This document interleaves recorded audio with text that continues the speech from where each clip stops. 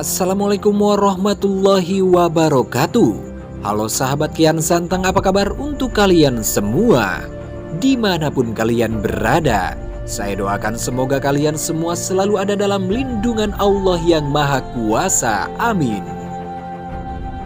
Di episode terbaru kali ini pastinya semakin seru, menegangkan dan menarik untuk kita saksikan, di mana episode kali ini adalah lanjutan dari episode sebelumnya. Setelah menyelesaikan makannya, Citrakara menanyakan maksud dan tujuan Kian Santang datang ke tempat ini. Kian Santang, aku belum mengetahui apa maksud dan tujuanmu datang kemari. Kian Santang melipat tangannya di depan. Aku sedang mencari tempat bernama Muspelheim.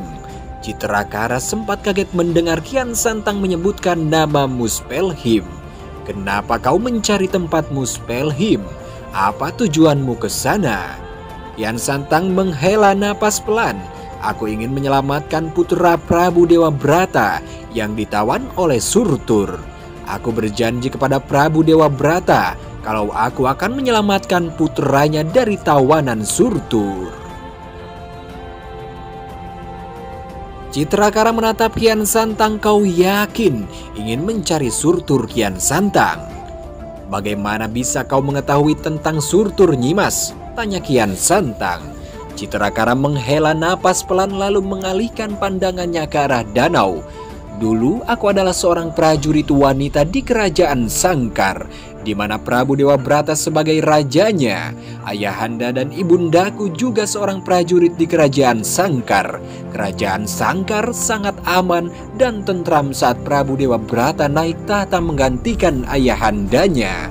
Hingga suatu hari, Surtur datang menghancurkan semuanya. Ia datang menggempur kerajaan Sangkar habis-habisan. Aku, ibundaku dan ayahandaku beserta prajurit yang berusaha keras berjuang melawan Surtur demi melindungi kerajaan Sangkar. Namun Surtur terlalu kuat untuk kami.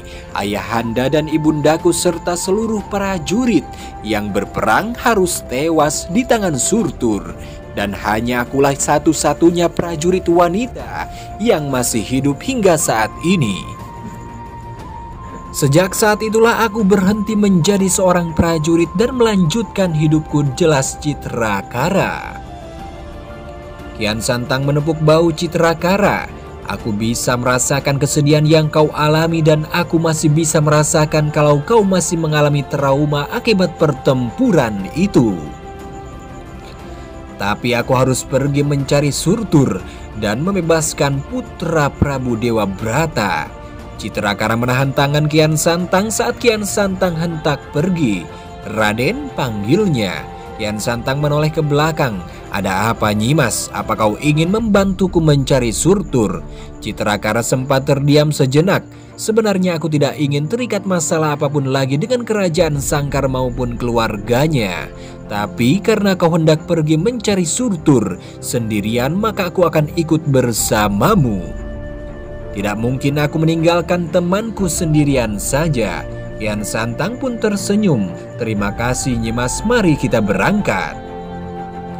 Kali ini perjalanan Kian Santang dalam mencari Surtur tidak sendirian karena ia ditemani oleh mantan prajurit wanita kerajaan Sangkar, yaitu Citrakara sekaligus temannya. Kemudian setelah beberapa jam perjalanan, mereka sampai di sebuah tempat yang sangat banyak api dan lava, sekaligus jebakan yang sangat mematikan. Kau yakin ini Muspelheim, Nyimas? Tanya Kian Santang ragu. Ya, aku sangat yakin. Kian Santang dan Citrakara sangat berhati-hati saat melangkah melewati api dan lava, karena sekalinya mereka jatuh, maka mereka akan tewas di sana. Langkah kaki mereka tidak sengaja membuat kebisingan yang membuat Surtur datang menghampiri mereka. Surtur datang sembari membawa pedang api di tangannya.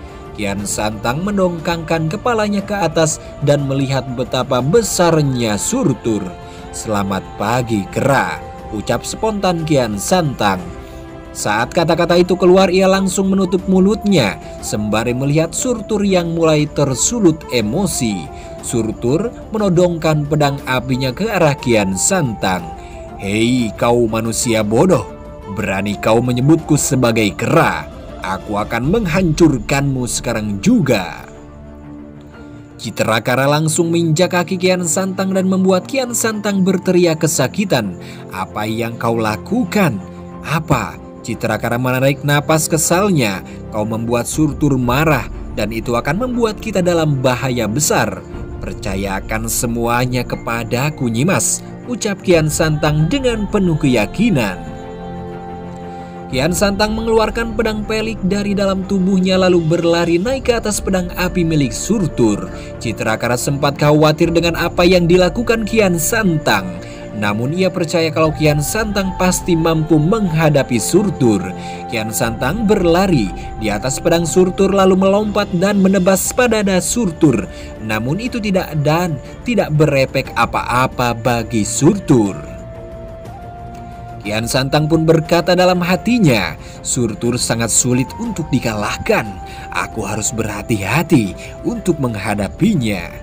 Kian Santang menoleh ke belakang ke arah Citrakara. "Nyimas, cepat pergi menjauh dari sini dan cari di mana putra Prabu Dewa Brata ditawan," teriak Kian Santang. "Tidak Kian Santang, Tidak Kian Santang, aku tidak akan meninggalkanmu sendirian. Aku akan ikut bersamamu menghadapi Surtur. Dengarkan aku, Nyimas, cepat pergi dan cari putra Prabu Dewa Brata. Jangan khawatirkan diriku karena aku sangat yakin akan kemampuanku kalau aku mampu menghadapi Surtur." "Baiklah, jaga dirimu baik-baik," jawab Citrakara. Ia bergegas menjauh dari tempat pertarungan di mana mencari putra Prabu Dewa Brata ditahan. Pertarungan antara Kian Santang dan Surtur masih belum berakhir. Surtur mengangkat pedangnya lalu menebaskannya ke arah Kian Santang dan membuat Kian Santang terhempas dengan sangat keras. Keningnya mulai mengeluarkan darah hingga berjatuhan ke arah mata kiri Kian Santang.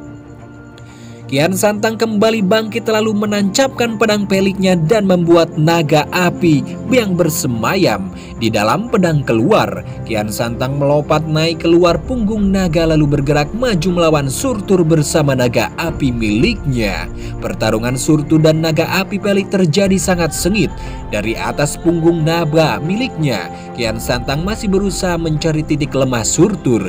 Serangan demi serangan dilontarkan oleh naga api, namun itu tidak berdampak apapun bagi Surtur dan malah membuat mereka dalam bahaya. Surtur menarik ekor naga apinya lalu membantingnya berkali-kali dan membuat Kian Santang jatuh dari atas punggung naga dan terhempas jatuh ke tanah. Surtur juga membuat naga api pelik terhempas jatuh ke tanah setelah dibanting berkali-kali oleh Surtur. Kian Santang jatuh tak berdaya setelah dibanting oleh Surtur dan membuat dadanya merasakan sakit yang sangat luar biasa. Surtur pun tertawa dengan sangat kegirangan saat Kian Santang sudah tidak berdaya. Kian Santang menatap Surtur dengan tatapan yang sangat tajam. Ia perlahan mengatur napasnya dan kembali bangkit berdiri. Bagaimana kelanjutan ceritanya kita saksikan di episode selanjutnya. Sekian, terima kasih untuk kalian semua yang sudah menyaksikan video ini. Mohon maaf bila banyak kesalahan. Wassalamualaikum warahmatullahi wabarakatuh.